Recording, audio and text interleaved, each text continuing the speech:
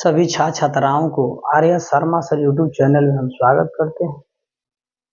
लगातार बहुत से बच्चों का कमेंट आ रहा था कि सर आपका राइटिंग बहुत अच्छा होता है, आप एक राइटिंग पर वीडियो बनाइए। आप लोगों को कमेंटों को ध्यान में रखते हुए आज हम एक राइटिंग पर वीडियो बना रहे हैं।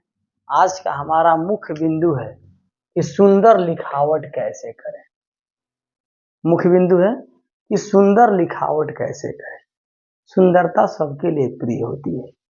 आइए आज हम सुंदर लिखावट कैसे करें, इसका कुछ महत्वपूर्ण बिंदुओं पर विचार करेंगे।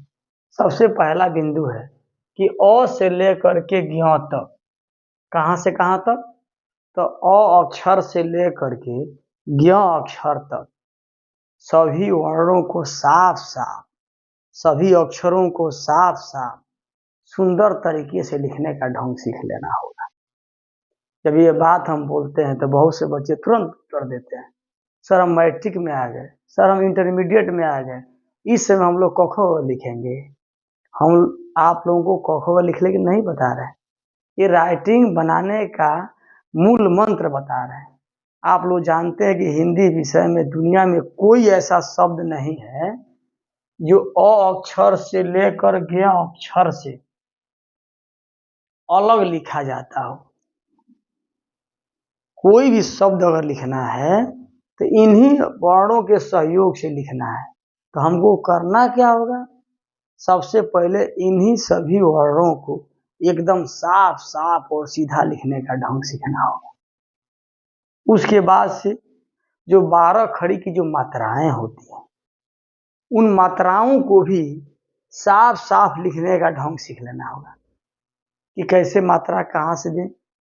छोटी की मात्रा कितना दूरी पर लगाएं, बड़ी की मात्रा कितना दूरी पर लगाएं। के होता है के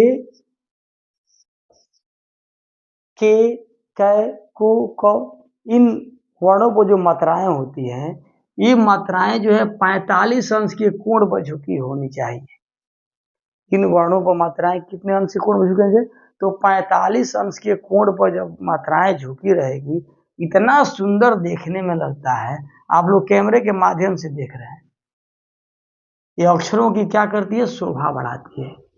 अगर हम अच्छे तरीके से मात्राओं को हम लिखते हैं, ये हमारे अक्षरों को क्या करती है, शोभा बढ़ाती है, अक्षरों में चार चांद लगा देती है।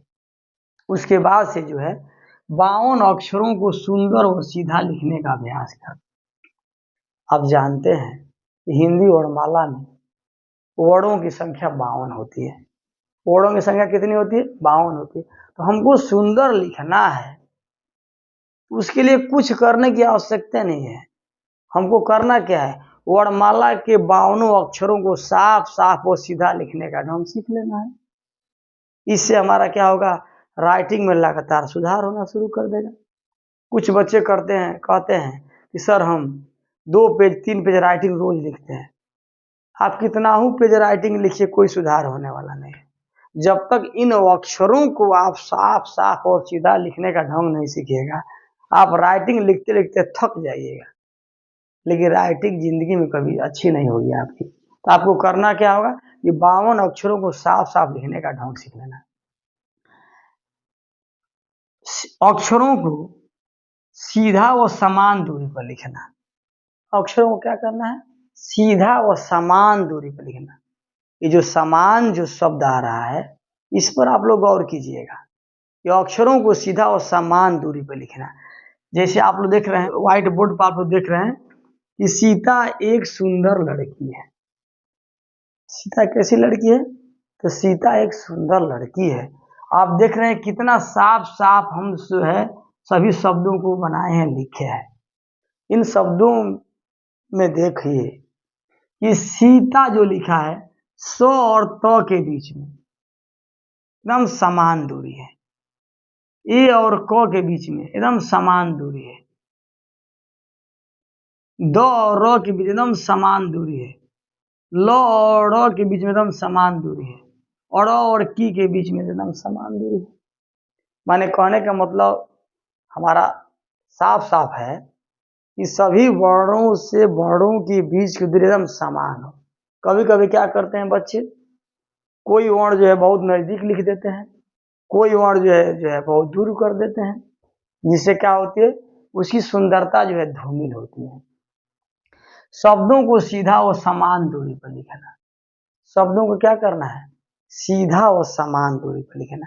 जैसे राम राजा दशरथ के ज्येष्ठ पुत्र थे, ये बात सबको पता है कि राम राजा दशरथ के ज्येष्ठ पुत्र थे। तो देखिए, राम और राजा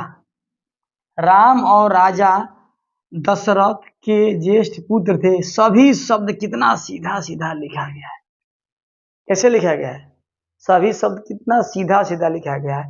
और इसमें एक और बारीकी का ध्यान दिया गया है, क्या, कि राम और राजा के बीच में जितना गैप है, उतना ही दूरी जो है राजा और दशरथ के बीच में है, उतना ही दूरी दशरथ और के बीच में है, उतना ही दूरी के और ज्येष्ठ के बीच में है, उतना ही दूरी ज्येष्ठ और पुत्र के बीच में है, उतना ही दूरी पुत्र और थे के बीच में है।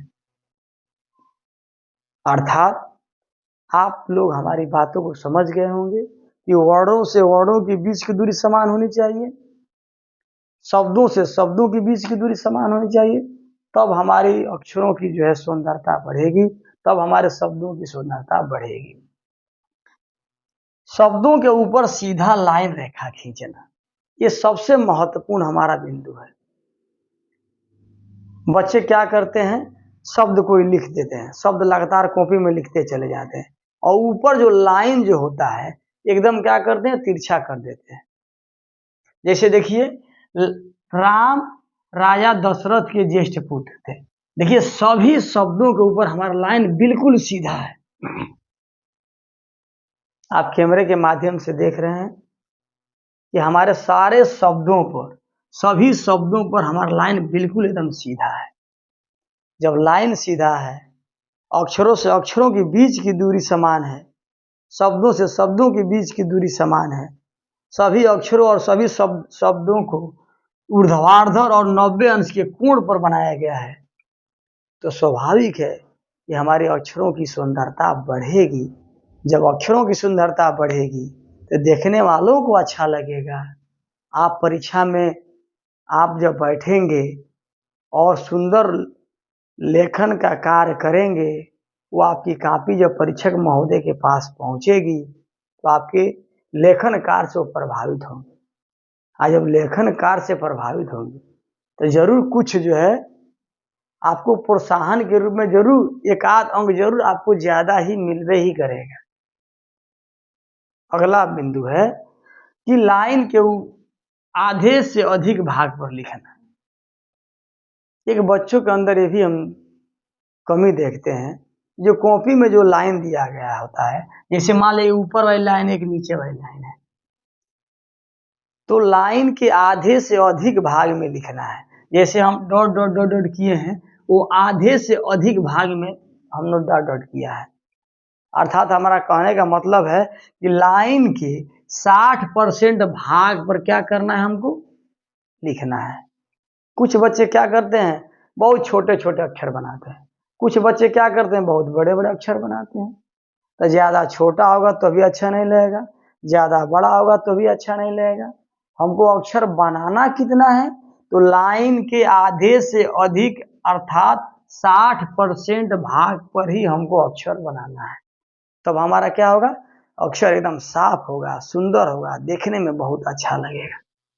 आज जब देखने में अच्छा लगेगा तो नंबर अच्छा मिलेगा, जब नंबर अच्छा मिलेगा तो आपका भविष्य उज्जवल होगा, जब आपका भविष्य उज्जवल होगा तो बहुत ऊंचाइयों पर जाएंगे, माता पिता के विश्वासों पर आप खरा उतरेंगे, परिवार के जो समस्याएं हैं सबका हल निकालेंगे। और ये सभी ये बिंदु रहे, हम सुंदर लिखावट कैसे करें। अगर ये सभी बातें आपको अच्छी लगी हो तो हमारे चैनल को सब्सक्राइब कीजिए, लाइक कीजिए, शेयर कीजिए, कि दूसरे बच्चों को भी इसका अध्ययन करने का मौका मिले। धन्यवाद।